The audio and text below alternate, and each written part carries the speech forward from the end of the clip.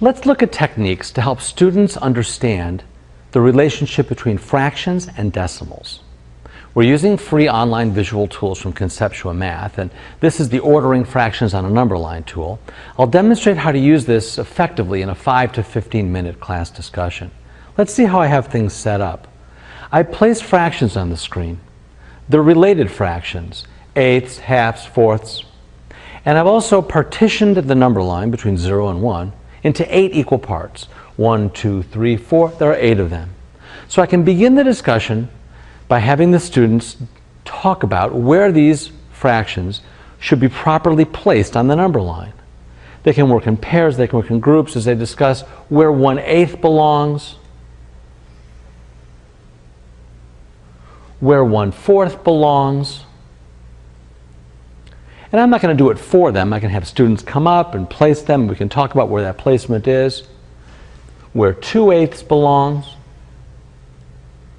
At this point, there's an interesting opportunity where 1/4 and 2/8 occupy the same place on the number line. I can say, well, when we represent these in their decimal equivalents, they should be the same decimal, shouldn't they be?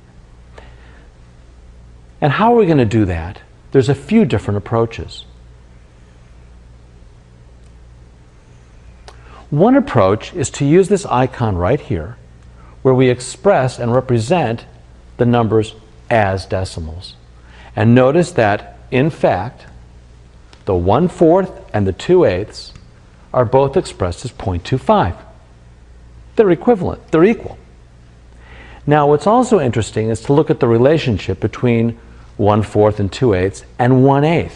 Some students may misconstrue and think that 0.125, 125, is larger than 0.25, just 25. But when they have an opportunity to see it in this manner, and they can also look at other representations of the same values, they can see truly what the decimal indicates, that 0.125 is an eighth. And I'll try and move that right there, and that 0.25 is a quarter. There's more that we can do. If I place these here and show them as fractions, I can also remove the partitions on the number line, and I can rely on decimal readouts, and that's accomplished right here. These two icons are going to do what I want. Here's what happens. I'm starting with 1/8. As I place it here on the number line, wherever I am on the number line, I'm going to get a dynamic readout of the decimal value of that location relative to 0 and 1. And it is the fact that 1/8 belongs right here at 0.125. 1/4 or 2/8, they'll have the same value. So I move it to the right location. So you can see how with these dynamic tools, we have the ability to help students see the relationship between fractions and decimals.